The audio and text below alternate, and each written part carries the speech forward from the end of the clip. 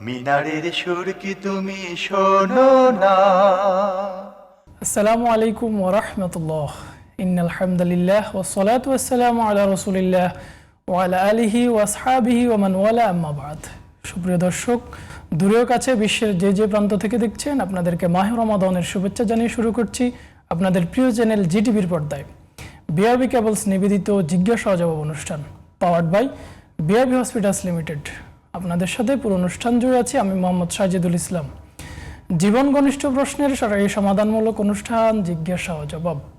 আপনাদের করা নানা প্রশ্নের সরাসরি সমাধান দিতে প্রতিদিন আমাদের সাথে দেশবরেণ্য এক একজন ইসলাম স্কলার উপস্থিত থাকেন। আমাদের সাথে আজকেও একজন ইসলামিক স্কলার উপস্থিত আছেন। আমাদের সাথে আছেন কুষ্টিয়া ইসলামী বিশ্ববিদ্যালয়ের আল কোরআন ও ইসলামিক স্টাডিজ বিভাগের সম্মানিত অধ্যাপক professor doctor Nasir Uddin Mizi sir. আসসালামু আলাইকুম রহমতুল্লাহ। ওয়ালাইকুম আসসালাম রহমতুল্লাহ। স্যার কেমন আছেন? আলহামদুলিল্লাহ। সুপ্রিয় দর্শক, আপনাদের মনের নানা প্রশ্নের সরাসরি সমাধান পেতে কল করুন স্ক্রিনে দেওয়া আমাদের নাম্বারে। স্যার, আমরা মাহে রমাদানের একেবারে শেষ প্রান্তে চলে এসেছি। তো মাহে রমাদানের পরে আমাদের জন্য শাওয়াল মাসের যে 6 রোজা, এই শাওয়াল মাসের 6 রোজা সম্পর্কে আজকে আমরা আলোচনা করব। তো শুরুতে আমরা আপনার থেকে শাওয়াল মাসের 6 রোজা সম্পর্কে জানতে চাই স্যার। আলহামদুলিল্লাহ, আলহামদুলিল্লাহ, ওয়াসসালাতু ওয়াসসালামু আলা রাসূলিল্লাহ, আম্মা বাদ। আপনি সহ দূরে এবং কাছে যারা আমরা আজকে এই আলোচনায় অংশগ্রহণ করেছি শ্রোতা এবং দর্শক হিসেবে, এবং আমরা যারা কথা বলছি, রমজানের শেষ দিকের এই পবিত্র সময়গুলোর যে ফজিলত এবং আল্লাহ সুবহানাহু ওয়া তাআলার পক্ষ থেকে যে বারাকা, আল্লাহ আমাদেরকে সেই বারাকা এবং নাজাত দান করুন, এই কথা। আমাদের সাথে একজন দর্শক যুক্ত আছেন, আমরা আবার আপনার কাছে ফিরবো। আসসালামু আলাইকুম ওয়া রাহমাতুল্লাহ। দর্শক, আপনার পরিচয় দিয়ে প্রশ্ন করুন। জি হুজুর, আসসালামু আলাইকুম হুজুর। মাসুম, কুমিল্লা ধর্মপুর থেকে। ওয়ালাইকুম আসসালাম ওয়া রাহমাতুল্লাহ। জি মাসুম ভাই, প্রশ্ন করুন। জি হুজুর, দুটি প্রশ্ন। প্রথম প্রশ্নটি হলো পবিত্র কোরআন থেকে সূরা আল ইমরান আয়াত 64 অধ্যায় 3, সূরা আল ইমরান আয়াত 64।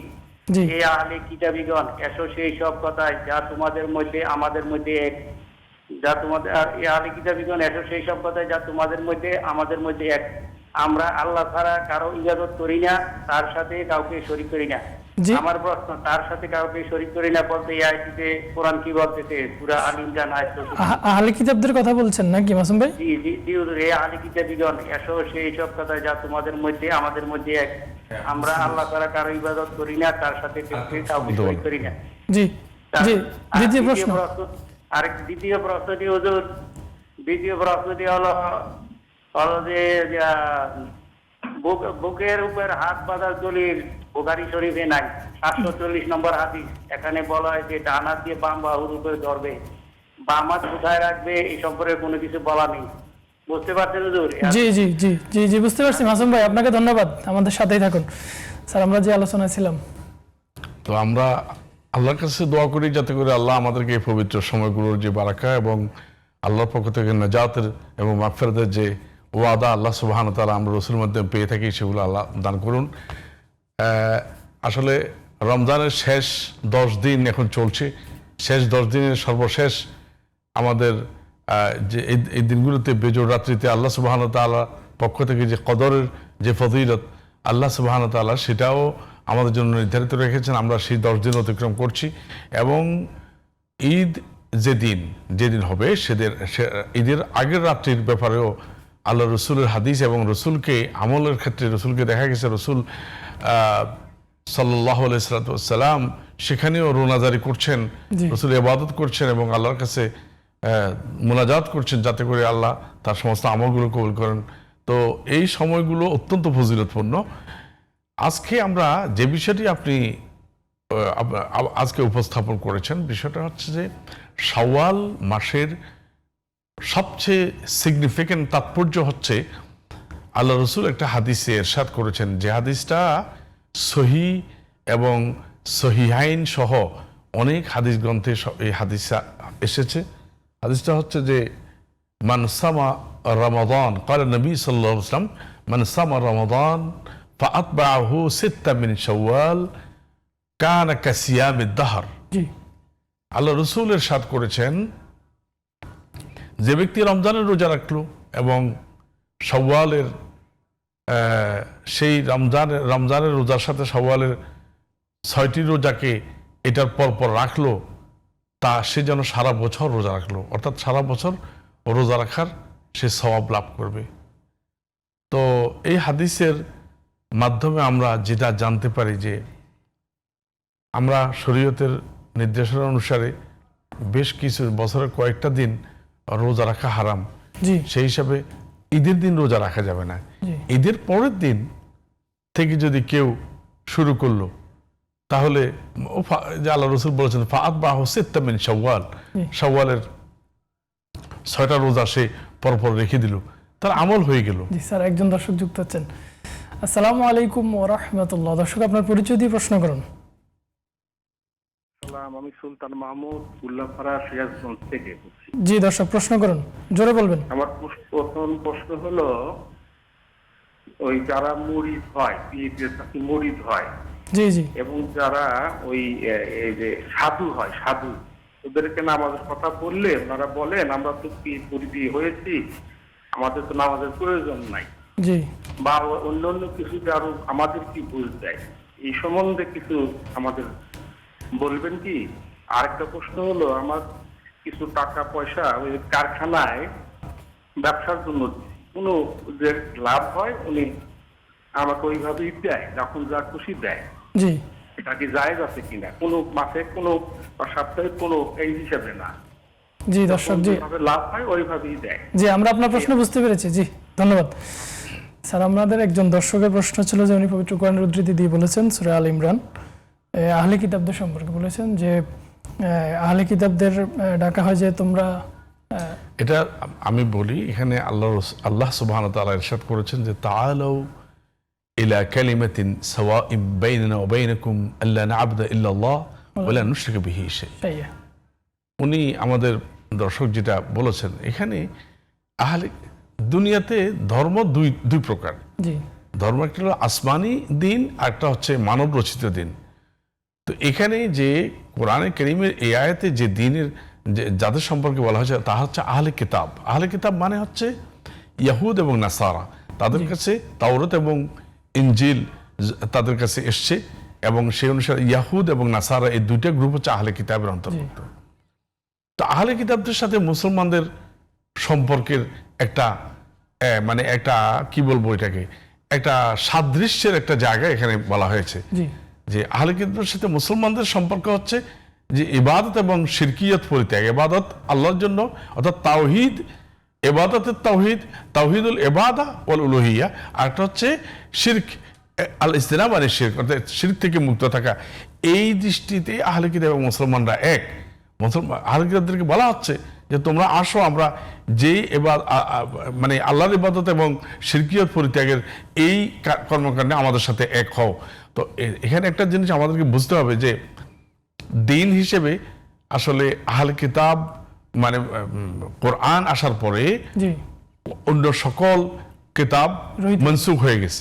সুতরাং আল্লাহর কাছে এখন এই বর্তমান মানে এই এখন কোরআনের মাধ্যমে আমরা যেটা জানতে পারি, রসুলের মাধ্যমে জানতে পারি, আল্লাহ বলেছেন যে আল্লাহর কাছে ও রাদিতু লাকুমুল ইসলাম দীন, দিন হিসেবে শুধুমাত্র আল্লাহর কাছে গ্রহণযোগ্য মতবাদ হচ্ছে বা দিন হচ্ছে ইসলাম। এবং এ সম্পর্কে আরো বলা হচ্ছে যে ওমাইয়াবতাগি গায়রাল ইসলামি দীনান ফালান ইউকবালা মিনহু ওয়া হুয়া ফিল আখিরাতি মিনাল খাসিরিন। আল্লাহ সুবহানাহু ওয়া তাআলার কাছে আল্লাহ ইসলাম ছাড়া ইয়াহুদিয়ত, নাসরানিয়ত বা সহ অন্য যে কোনো আহলে কিতাব মানে আসমানি দিন হোক বা মানবরচিত ধর্ম হোক, কোনো কিছু আল্লাহর কাছে গ্রহণযোগ্য মতবাদ হিসেবে, দিন হিসেবে গ্রহণযোগ্য হবে না। সুতরাং আল্লাহ সবকিছু মনসুখ হয়ে গেছে, একমাত্র দিন হিসেবে ইসলামই বাকি আছে। সুতরাং আহলে কিতাবদেরকে এই ঐক্যতানে আমাদের আসতে হবে। এই সাদৃশ্যের ক্ষেত্রে মুসলমানদের সাথে সম্মিলিত হওয়ার জন্য এই আহ্বান এই আয়াতের মধ্যে আছে। জি, আরেকটা প্রশ্ন। ধন্যবাদ স্যার। আরেকটা প্রশ্ন ছিল যে উনি বুখারীর উদ্ধৃতি দিয়েছেন যে বুকের উপর হাত বাঁধার বিষয়, আবার বলছেন যে বাম হাতের উপর ডান হাত বাঁধতে হবে, এটা বুখারীতে নাই, এ সম্পর্কে জানতে চাইছেন। আমি ওনাকে এসব ব্যাপারে একটু আমাদের প্রশ্নকারীকে একটু অনুরোধ করব, এই বিষয়গুলোতে খুব এক্সট্রিম হওয়ার দরকার নেই। এক্সট্রিম অত্যন্ত প্রান্তিক হওয়ার কোনো প্রয়োজন নেই। আসলে সালাতের জন্য মুফসেদাত বলে, নামাজ ভেঙে যাবে, সালাত ভেঙে যাবে, সালাত হবে না, এই ধরনের বিষয়গুলো আগে আমাদের মুসল্লিদের জানা দরকার। প্রথমত আপনার কেরাত শুদ্ধ কিনা। জি, কেরাত হচ্ছে কি সালাতের ফরজের একটা, কেরাত শুদ্ধ হচ্ছে কিনা, সেজদা শুদ্ধ হচ্ছে কিনা, রুকু ঠিক মতো হচ্ছে কিনা, তাকবীরে তাহরিমা ঠিক মতো হচ্ছে কিনা, এই মানে আরকান এবং আহকামের ব্যাপারে আপনাকে সতর্ক থাকতে হবে। এই যে পুরোই যে সমস্ত কথাবার্তাগুলো, এগুলো নিয়ে খুব এক্সট্রিম হওয়ার দরকার নেই। হ্যাঁ, আপনি যেটা প্রশ্ন করেছেন যে বুখারী শরীফের মধ্যে এটা নেই, ওকে, কোনো অসুবিধা নেই। এমনকি আপনি হজে যান, সেখানে আপনি দেখবেন কোনো লোক হাতই বাঁধে না, এমন লোক আছে হাত এখানে বাঁধছে, মানে বুকের উপরে বাঁধছে, কেউ পেটের উপরে, কেউ নাভির উপরে। এই যে ইখতিলাফগুলো, এগুলো নিয়ে খুব এক্সট্রিম যদি হতো, তাহলে সৌদি আরবে হজে গিয়ে আপনি দেখেন, আপনি খানায় কাবাতে দুই হারামে যে সমস্ত লোকরা সালাত আদায় করতেছে, ওখানকার আলেমরা সবাইকে পিটিয়ে সোজা করতো। আমরা এইসব ব্যাপারে খুব এক্সট্রিম হওয়ার দরকার নেই, এগুলো নিয়ে বাড়াবাড়ি প্রয়োজন নেই। এগুলো আপনার মতো করে মানে ইয়ে করেন, আমলগুলো করে যান। সবচেয়ে বড় সতর্ক থাকবেন সালাতের কেরাতের ব্যাপারে, সালাতের আরকান হাকামের ব্যাপারে। আপনার দ্বারা কোনো আরকান হাকাম ছুটে যাচ্ছে কিনা, আপনার কেরাত ঠিক আছে কিনা, এগুলোর ব্যাপারে আমরা আবার আপনার কাছে আসবো সময় হলে একটি বিরতির।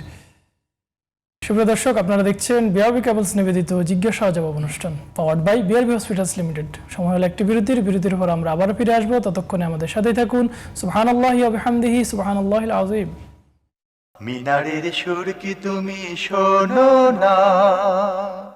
আসসালামু আলাইকুম ওয়া রাহমাতুল্লাহ। সুপ্রিয় দর্শক, বিরতির পর আবারও ফিরে এলাম। আপনারা দেখছেন বিআরবি কেবলস নিবেদিত জিজ্ঞাসা ও জবাব অনুষ্ঠান, powered by BRB hospitals limited. জীবন ঘনিষ্ঠ প্রশ্নের সরকারি সমাধানমূলক অনুষ্ঠান জিজ্ঞাসা ও জবাব। আপনাদের মনের নানা প্রশ্নের সরকারি সমাধান পেতে কল করুন স্ক্রিনে দেওয়া আমাদের নাম্বারে। স্যার, বিরতির পূর্বে আমাদের একজন দর্শকের প্রশ্ন ছিল যে অনেকে মুরিদ হয় বা অনেকে সমাজে সাধু সন্ন্যাসী সাজে, তো তারা বলে যে নামাজের প্রয়োজন নেই, নামাজ পড়া লাগবে না, রোজা রাখা লাগবে না। এ সম্পর্কে আমাদের দর্শক জানতে চেয়েছেন। ধন্যবাদ প্রশ্নকর্তাকে।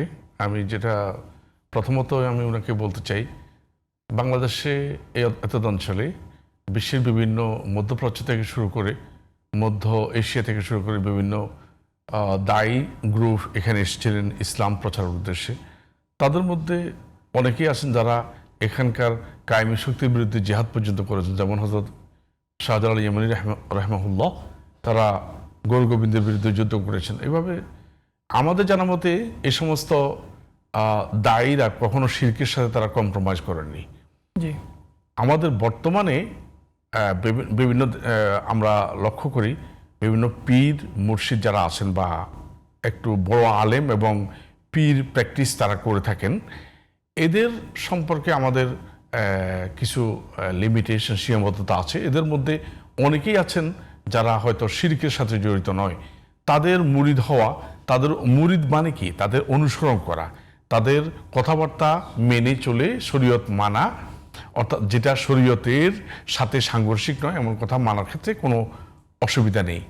কিন্তু যদি কোনো পীর বলেন, পীর তো বলতেই পারে না, যদি কোনো সাধু, তথাকথিত আমাদের কুষ্টিয়ায় আমি লক্ষ্য করেছি সেখানে লালন শাহ সহ বিভিন্ন আখড়া আছে, এই সমস্ত জায়গায় সাধু যারা আছে তারা ইসলাম বিরোধী শিরকিয়াতের সাথে সরাসরি ইসলামের সাথে সাংঘর্ষিক কার্যক্রমের সাথে জড়িত, এদের কোনো কথা তো মানাই যাবে না।